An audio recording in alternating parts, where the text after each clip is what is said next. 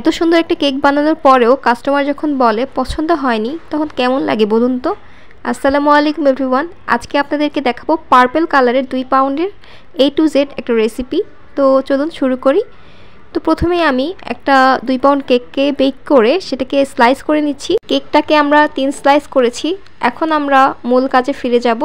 তো তাই অল্প একটু ক্রিম দিয়ে তারপর একটা কেকের স্লাইস দিলাম, তারপর পরিমাণ মতো সুগার সিরাপ দিয়ে এখন কেকটার উপর ক্রিম দিয়ে দিচ্ছি, দিয়ে ভালো করে একটু স্প্রেড করে দিলাম। তারপর আরেকটা লেয়ার দিয়ে দেব, দিয়ে সেম প্রসেসে সেই একই ক্রিম দিয়ে দেব। আজকে আমরা ট্রপিক্যাল ক্রিম ইউজ করেছি।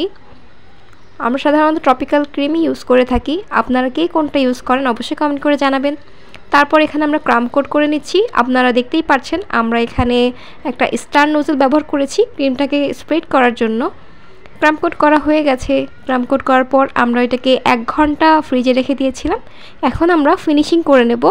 তো সেম প্রসেসে একটা বাস্কেট নোজেলের সাহায্যে চারপাশে ক্রিমটাকে স্প্রেড করে দেওয়া হলো। এখন দেখুন একটা টান দেওয়ার সাথে সাথেই কিন্তু খুব সুন্দর করে এটা ফিনিশিং হয়ে যাচ্ছে।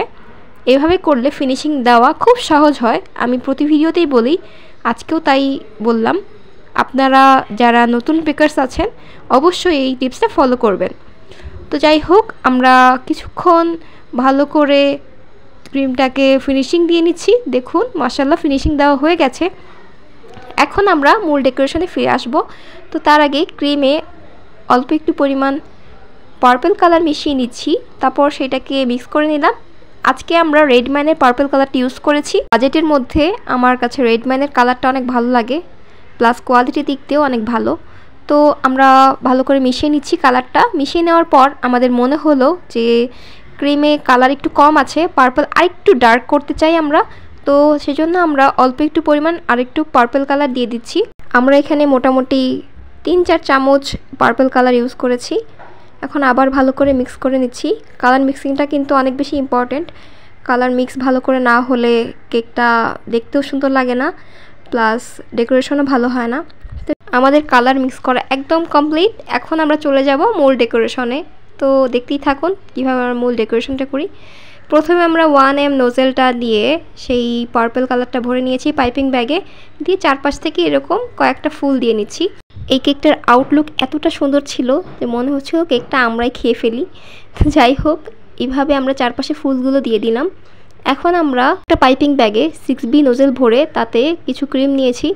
তারপর এভাবেই ফুলের পাশে 3টা করে এভাবে ডট ডট দিয়ে দিচ্ছি আমরা।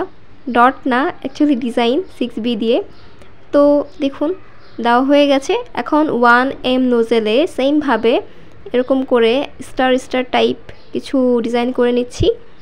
এগুলো দিয়ে আমরা চারপাশে পুরোটা ফিল আপ করে নেব। এই ডিজাইনটা কিন্তু অনেক সুন্দর, রেক্ট্যাঙ্গেল কেকে অনেক সুন্দর লাগে। আমরা আজকে স্কোয়ার শেপেই এক্সপেরিমেন্ট করলাম, আলহামদুলিল্লাহ অনেক ভালো এসেছে।